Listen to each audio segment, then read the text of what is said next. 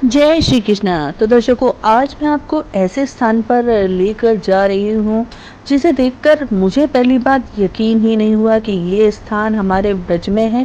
इतना सुंदर, इतना मनोहारी दृश्य यहाँ का मुझे लगा। और जब मैं यहाँ पर पहली बार आई तो मुझे वास्तव में विश्वास ही नहीं हुआ कि इतनी खूबसूरत सी जगह हमारे ब्रजमंडल में ही है। ऐसा लगा कि शायद मैं कहीं और आ गई हूँ।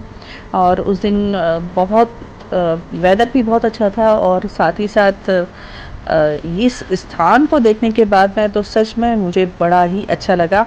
तो चलिए आपको बता देती हूँ कि ये जो दृश्य है ये कहाँ का है। ये है नीम गांव का दृश्य है, और यहाँ का ये मंदिर जिसका आपको मैं अभी दर्शन भी कराऊंगी। भगवान श्री कृष्ण की माता पिता में और स्थानीय गोपियों ने यहाँ पर अपने पुत्र और प्राणों से भी अधिक प्रिय कृष्ण का निर्मज छन कर उनका मुख चुंबन किया था। निर्मज छन्न गांव का ही अपभ्रंश नीम गांव है, और ये गांव गोवर्धन बरसाना राजमार्ग पर गोवर्धन से 2 मील दूर पश्चिम में है। महाराष्ट्र प्रांत के मूंगी पैठर से यहाँ आकर श्री नियमानंद जी ने यहाँ पर तप किया, और अपने भजन बल के प्रताप से ब्रह्मा जी को सूर्यास्त के पश्चात भी नींब वृक्ष के पीछे सूर्य का दर्शन कराया, और उनके नियम व्रत के अनुसार उन्हें प्रसाद भी पवाया। प्रसन्न होकर श्री ब्रह्मा जी ने उन्हें श्री नियमानंद से श्री निम्बकाचार्य नाम प्रदान किया, और यहाँ श्री निम्बार्क संप्रदाय का भव्य श्री राधा कृष्ण मंदिर और सुदर्शन कुंड दर्शनीय हैं। विशाल बाग बगीचे के मध्य विशेष हरितमा युक्त ये स्थान अत्यंत रमणीय है। इसकी सेवा व्यवस्था जगत गुरु श्री निम्बकाचार्य श्री श्रीजी महाराज के अनुयायी बहुत ही प्रेम पूर्वक करते हैं। और मंदिर में ये बहुत ही सुंदर जो चित्रांकन किया गया है, और उसके नीचे आप अगर वीडियो को पॉज कर करके इन स्थान को विषय में पढ़ेंगे और यहाँ की जो पेंटिंग्स हैं उनसे आपको यहाँ की बहुत सारी ढेर सारी जानकारी मिल सकती है। किस प्रकार से यहाँ पर नियमानंद जी ने यहाँ पर तप किया था। मंदिर परिसर में वही नीम का पेड़ भी है, उसकी कुछ अवशेष ही हालांकि मंदिर में है, लेकिन उसके ही बीज से रोपित पहाड़ जहाँ समाधि स्थल है वहाँ पर जो है एक अन्य वृक्ष है और जो उसी से जुड़ा हुआ है। और यहाँ मंदिर परिसर में वो नीम का जो वृक्ष है प्रतीकात्मक रूप में यहाँ पर है, उसका भी आपको यहाँ दर्शन करवाएंगे। साथ ही साथ यहाँ पर सुदर्शन कुंड भी दर्शनीय है, और अभी हम आपको यहाँ के मंदिर के दर्शन करवा रहे हैं। बहुत ही अद्भुत, बहुत ही सुंदर ये स्थान है। यहाँ आकर आपको स्वयं वह अनुभूति होगी। और आइए अब जानते हैं यहाँ की सेवा। आचार्य वो भगवान सुदर्शन चक्र के अवतार थे।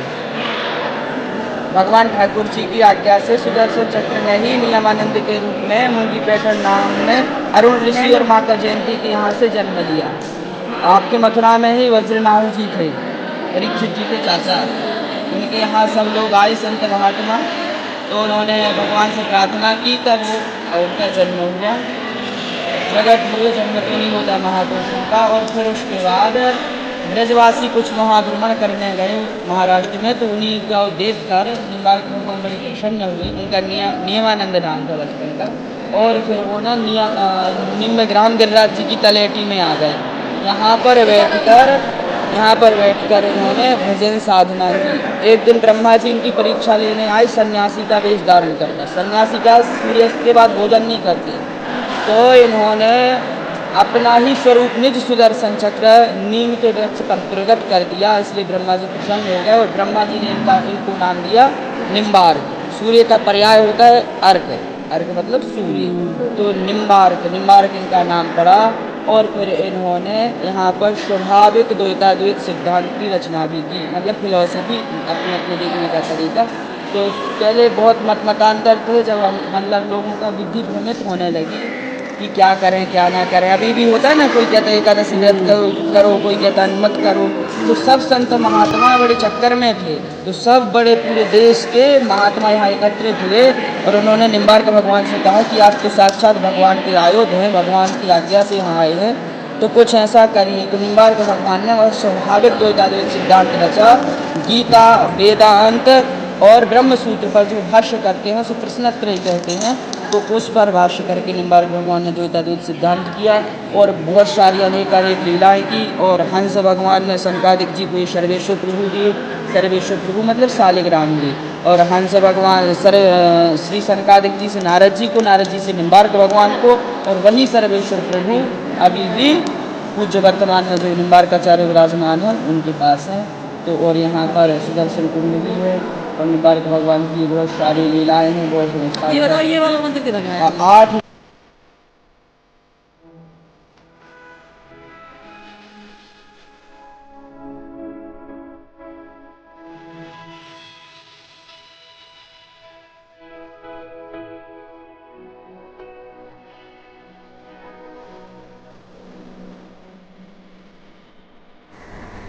और ये प्राचीन वृक्ष है, नीम का वृक्ष, जिसके हम आपको दर्शन करवा रहे हैं, जिसके मंदिर में अब ये कुछ अवशेष हैं, लेकिन इसके ही बीजों से वृक्ष बाहर लगाया गया है जो दर्शनीय है। और ये बहुत बड़ा सा प्रांगण है, यहाँ पर श्री गिरिराज जी के भी दर्शन हैं। साथ ही साथ ये है सुदर्शन कुंड, जिसे निम्बकाचार्य ने अपने सुदर्शन चक्र से यहाँ पर इसे खोदा था और बहुत ही स्वच्छ, बहुत ही निर्मल जल है यहाँ का। यही इस कुंड के समीप शिव जी और हनुमान जी के भी यहाँ पर मंदिर बने हुए हैं। और इस विशाल मंदिर के बाहर एक और प्राचीन मंदिर है जो निम्बकाचार्य जी का है, और उस मंदिर के भी आपको दर्शन कराएंगे। ये प्राचीन मंदिर के भी अभी हम आपको दर्शन कराएंगे। ये सरोवर के समीप भोलेनाथ यहाँ पर विद्यमान हैं। और ये है एक और मंदिर, ये सूर्यदेव, और इसमें विशेष रूप से हनुमान जी की भी प्रतिमा है। प्राचीन मंदिर के नाम से इसका उल्लेख हमें मिला। और अब जो मंदिर है वर्तमान में वो बहुत बड़ा है, काफ़ी वृहद है, दर्शनीय है, लेकिन ये इस समय आप प्राचीन मंदिर के दर्शन कर रहे हैं। तो जब भी आपको अवसर मिले एक बार यहाँ ब्रज क्षेत्र में ज़रूर पधारें। और मंदिर परिसर के ठीक सामने एक स्तंभ भी है, सूर्य स्तंभ, वो भी बहुत सुंदर है। तो इस स्थान पर आकर निश्चित रूप से आपको भी दिव्य अनुभूति होगी। और आइए अब आपको अन्य स्थानों के विषय में भी संक्षेप में जानकारी देते हैं जो इसके आसपास के गांव हैं। नीम गांव से कुछ ही दूरी पर यानी 2 मील उत्तर में स्थित है पाटल गांव। श्री राधा सखियों के साथ यहाँ पाटल पुष्प या गुलाब के फूलों का चयन करती थी, इसलिए इस गांव का नाम पाटल ग्राम हुआ। वर्तमान में इसका नाम पाडर है। और अब आपको बताते हैं डेरावली के विषय में। श्री नंद महाराज ने नंदगांव जाते समय रास्ते में छटेकरा से आकर यहाँ पर दूसरा डेरा डाला था, यानी दूसरा पड़ाव डाला था, इसलिए इस गांव का नाम डेरावली हुआ। यही वर्तमान में एक और गांव है नवाग्राम, जिसका नाम वर्तमान में है कुंजेरा, जो राधा कुंड के कुंजों की सीमा जहां से आरंभ होती है, कुंजों के कारण इस गांव का नाम कुंजेरा है। राधा कुंड से दक्षिण पश्चिमी कोने में ये लीला स्थली है। यहाँ पर गोपियों ने मिलकर कुंजर अर्थात हाथी का आकार धारण किया था और कृष्ण ने उस पर आरोहण किया था। कुंजर क्रीड़ा के नाम ही इसका नाम कुंजेरा है। तो दर्शकों, आज के अंक में इतना ही। अगले अंक में फिर एक नई जानकारी के साथ आपके साथ पुनः भेंट होगी।